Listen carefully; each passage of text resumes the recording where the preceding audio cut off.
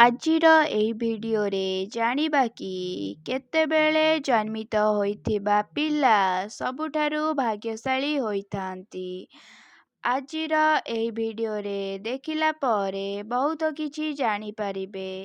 ଜ୍ୟୋତିଷ ଶାସ୍ତ୍ର ଅନୁସାରେ ଜନ୍ମର ସମୟ ବ୍ୟକ୍ତିର ଜୀବନକୁ ବହୁତ ଭାବରେ ପ୍ରଭାବିତ କରିଥାଏ। ପରନ୍ତୁ ଆପଣଙ୍କୁ ଜଣାଅଛି କି ଭାଗ୍ୟ କର୍ମ ଉପରେ ନିର୍ଭର କରିଥାଏ।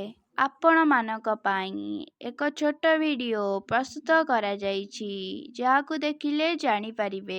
ଯଦି ନୂଆ କରି ଆମ ଚ୍ୟାନେଲକୁ ଆସିଛନ୍ତି, ତେବେ ଆମ ଚ୍ୟାନେଲକୁ ସବସ୍କ୍ରାଇବ କରିଦିଅନ୍ତୁ, ଯାହାଫଳରେ କି ଆପଣ ପ୍ରଥମେ ଭିଡିଓ ଦେଖିପାରିବେ। ବନ୍ଧୁଗଣ, ସୋମବାର ଗୁରୁବାରରେ ଯେଉଁ ପିଲା ଜନ୍ମ ହୋଇଥାଏ, ସେହି ଲୋକ ନିଜ ଜୀବନରେ ସବୁକିଛି ବହୁତ ସହଜରେ କରିଥାଏ ଏବଂ ଯେଉଁ କାମରେ ଲୋକ ହାତ ଦେଇଥାନ୍ତି, ତାହା ନିର୍ବିଘ୍ନରେ ସଫଳ ହୋଇଥାଏ। ବନ୍ଧୁଗଣ, ଯେଉଁ ଲୋକ ସକାଳ ସମୟରେ ଜନ୍ମ ହୋଇଥାନ୍ତି, ସେହି ଲୋକ ବହୁତ ଭାଗ୍ୟଶାଳୀ ହୋଇଥାନ୍ତି।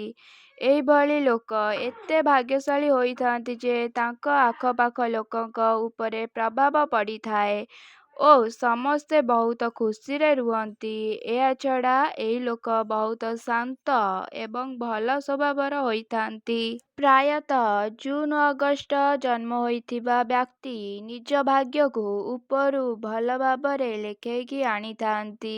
ଏହିଭଳି ଲୋକ ନିଜ କଥା ଅନ୍ୟ ଲୋକଙ୍କୁ ସହଜରେ ମନେଇଥାନ୍ତି।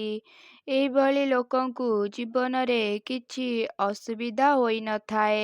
ବନ୍ଧୁଗଣ, ଯେଉଁ ବ୍ୟକ୍ତି ମାସର 10 କିମ୍ବା 25, ଏହି ବ୍ୟକ୍ତିର ଭାଗ୍ୟ ବହୁତ ବଳବାନ ହୋଇଥାଏ।